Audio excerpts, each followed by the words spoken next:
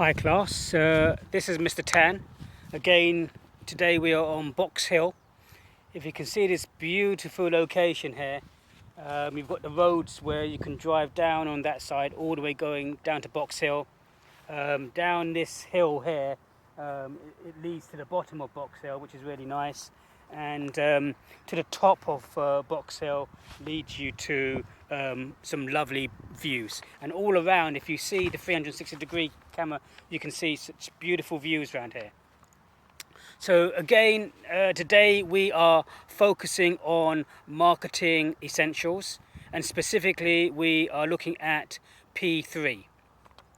Let me just turn the camera around. So P3 says compare the way different organizations apply the marketing mix to the planning process to achieve business objectives. So let me say that again. Compare the way different organizations apply the marketing mix to the planning process to achieve business objectives. So first thing we are going to look at are the keywords. The key word here is to compare. So what does to compare mean?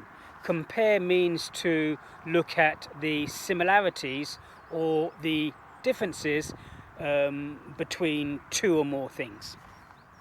And then the question says, to compare between different organizations. So we must give at least two examples of two companies we're looking at in terms of the marketing mix. Let's just refresh our minds again. What are the marketing mix? The standard marketing mix includes the product, the price, the place, and the promotion. And then the extended marketing mix includes the additional 3 Ps, which includes the people, the process, and the physical evidence. So let's just say that again. The product, price, place, promotion, people, process, and physical evidence. So obviously the product, as we've recapped in P2, is both the tangible and intangible, the physical item and the augmented item. So the physical and the non-physical item of the product, including the actual item itself, the packaging, the product, the aesthetics, and then the non-physical things like the service, warranty, guarantee, and after-sales service, and these other things which are not included, the logo, the branding, the positioning in the minds of consumers, all part of the non-physical side of the product. So the product is more than just the physical side of it. The pricing is the actual pricing of the goods, but there are different pricing methods. We've established in P2, you've got competition or premium type pricing, competition to match or beat the competitor. You've got premium type pricing to price it higher.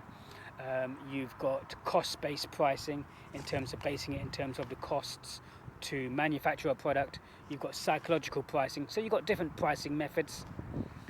The place is how the complete process of getting that product from point A to the marketplace, to the end consumer. And then the promotion includes the promotional mix in terms of advertising, sales promotion, direct sales, personal selling, and public relations. The people, the staff in the store, how they are, their training, their manner, their uniforms. The process being how the customer goes into the store and then comes out. The process that customer goes through in terms of making a sale. And then the physical evidence is obviously the physical evidence of the actual store.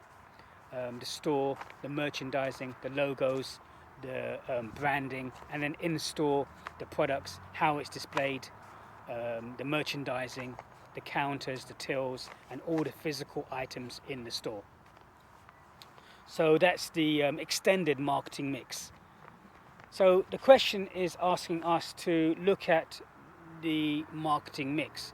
You could use the 4Ps or the 7Ps, and then to compare it from one company to another to see how different companies use them in their planning process to achieve their objectives. So the case study that we have that we're looking at here is Apple. And if we look at another company that sells similar type products like iPhones, like phones, like the Samsung range of phones like the S7, the S8, or the Samsung laptops. In a small degree, they are similar to the electrical products that Apple sell. So we're going to use Samsung versus Apple. So if we look at this first, the first thing we'd do really is to kind of give a little bit more information about the company. Rather than leading straight into the 7Ps, I would lead into an introduction about Samsung and about Apple. Again, Samsung, for instance, is a South Korean company. It was initially formed in 1938 and currently has over $231 billion of assets. They only recently went into electronics in the 1960s. So, they have various sections including electronics, heavy industries, life insurance, fire and marine, and Samsung SDS. So Samsung itself has various other sections to it that Apple don't actually compete in. When looking at Apple was really founded by Steve Jobs in 1977.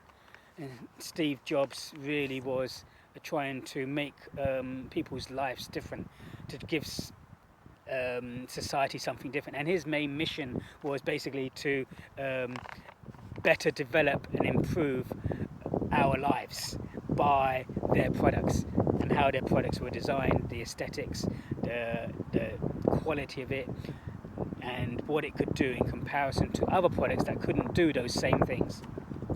So now, obviously, Steve Jobs is no longer part of that company because he passed away, and the CEO now is Tim Cook. And their type of structure, as we've established before, is a kind of like a spoke wheel type system with Tim Cook in the middle, and you've got the senior vice principals with functional areas leading into Tim Cook, and then below those senior vice principals you have vice principals of more product type divisions who lead into the senior vice principals who lead into Tim Cook. Again, Apple also has billions of assets, company assets, and they are as big as the Samsung type company. So once you've explained something about Samsung and then something about Apple, not too much detail, then I would then lead into the questions in terms of the product of Samsung and the products of Apple. So, for instance, Samsung do a wide range of products. They do mobile phones with their smartphones.